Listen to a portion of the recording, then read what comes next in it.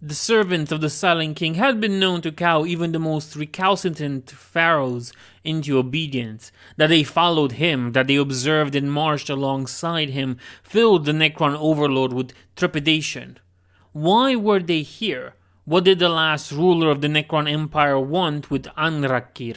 That these creatures had refused to submit to the Great Sleep, that they had stridden the stars for 60 million cycles, acting on the orders of the Silent King, beggared Anrakir's mind. He could have done the same, he reasoned. His will was no less strong. But these Triarch Praetorians that had walked the stars shaping the mortal races, witnessing events and observing silent as deathless gods, the evidence of those years lay on them. They were hunched, shamed-looking creatures. The metal of their bodies was tarnished, bronzed edges pitted and shadowed by weapons' fire. Yet they were unimpressive to look at, but what they represented and the havoc they could wreak more than made up for their outlandish and decrepit appearance. Red-painted human helmets dangled from Ameg's elbows, belonging to one of the warrior caste of the despicable race. The things were crudely constructed but martially impressive. They were broken and pitted, lifted from the battlefield.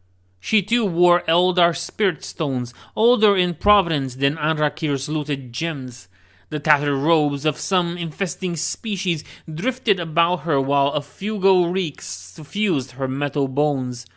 All of the Triarch Praetorians bore some token of their warrior humans.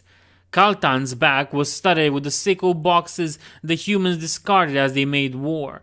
They formed rows of 3 spines rising from the Praetorian's back and lent the Necron the disgusting reek of the propellant the humans used to fire the crude weapons.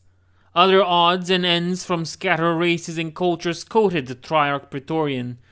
Doveltan had elected to place steel knives in a fan around his face, stampled and marked by rough human artifice. The weapons were crude and technologically inferior. A winged teardrop of blood decorated each blade.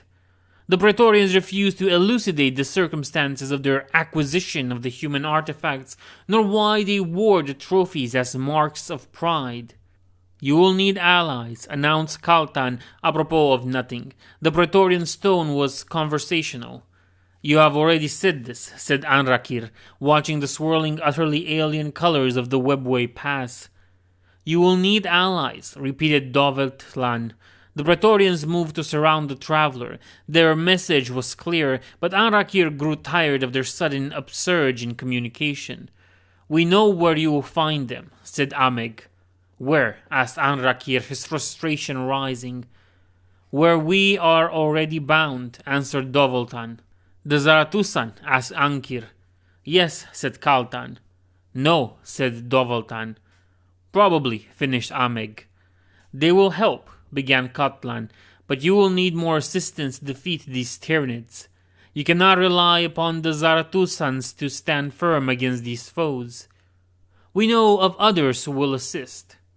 "Who? The Silent King?" "No," said Ameg. "The living."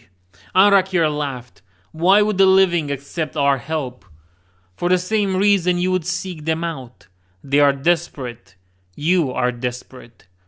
"Desperation does not cause beings to take leave of their wits, nor does it ignore history," Anrakir growled. "After what we have wrought here, after what we have wrought all over their empire, why would they agree to assist us?" "Because they have done so before. These Tyranids create strange alliances. Their threat is monumental in scope. The Silent King knows this and has allowed for a loosening of the old prohibitions. You have hinted at this alliance before. Your decorations betray an organic taint," Anrakir said. "We fought alongside the humans at the Silent King's command once before. The alliance was convenient and ensured his victory there," said Ameg. "We wear these decorations as a mark of honor and a reminder." "Tell me more," said Anrakir.